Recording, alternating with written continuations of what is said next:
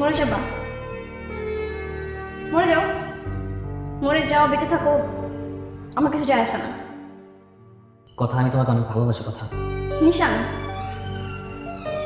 এখন এইসব আবেগী কথাবার্তা বলে কোনো লাভ নেই। দেখো, আমার লাইফস্টাইল, আমার চলাফেরা সবকিছু অনেক উপরে চলে গেছে। তোমার সাথে আমার কোনো ফিউচার হবে না। কেন হবে না? কথা একটু বোঝার চেষ্টা করো না, কেন হবে না? কথা, তোমার কি লাগবে? তুমি আমার শুধু একবার বলো, কি টাকা লাগবে, বাড়ি লাগবে, গাড়ি লাগবে, তুমি শুধু আমার একবার সময় দাও, আমি সব কিছু করবো। জাস্ট আমার একবার সুযোগ দাও, আমি তোমার জন্য সব কিছু করতে পারি। কথা, শুধু আমার একবার বলো না।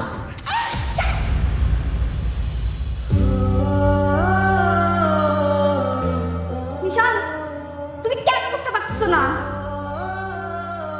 আমি তোমার ওই ভালোবাসার কথা আর নাই। অনেক খারাপ হয়ে গেছি, অনেক খারাপ হয়ে গেছি, আমি নষ্ট হয়ে গেছি, নষ্ট হয়ে গেছি, বুঝছো? খারাপ হয়ে গেছো মানে? নষ্ট হয়ে গেছো?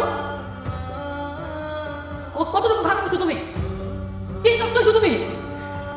আমার ওই ইয়াশ চৌধুরীর সাথে গভীর সম্পর্ক হয়ে গেছে, বুঝছো? না, আমি বুঝি না কথা, আমি কোনো কিছু বুঝি না। কতটুকু গভীর গেছে আমার বলতে হবে।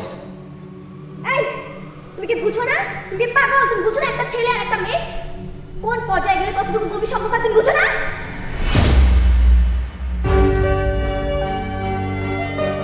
নিজান,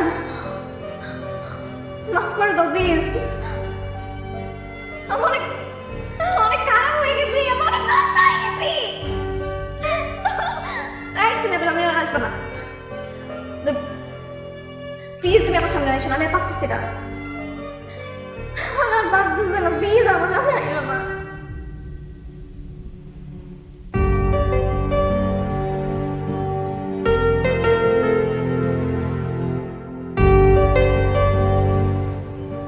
লিসন, অনেক লিসন, আই যেটা বলতেছি সেটা শোনো। তুমি আর কখনো আমার পিছনে কুকুরের মতো ঘুরঘুর করবে না। আমাকে পাওয়ার যোগ্যতা তোমার নাই, বুঝছো? ওই ইয়াশ চৌধুরী কুকুরের পিছনে যে টাকা খরচ করে, পুরো মাস গেলেও তুমি সেই টাকা ইনকাম করতে পারো, বুঝছো? সো প্লিজ আমার লাইফে ঢোকার চেষ্টা করবে না, জাস্ট গো।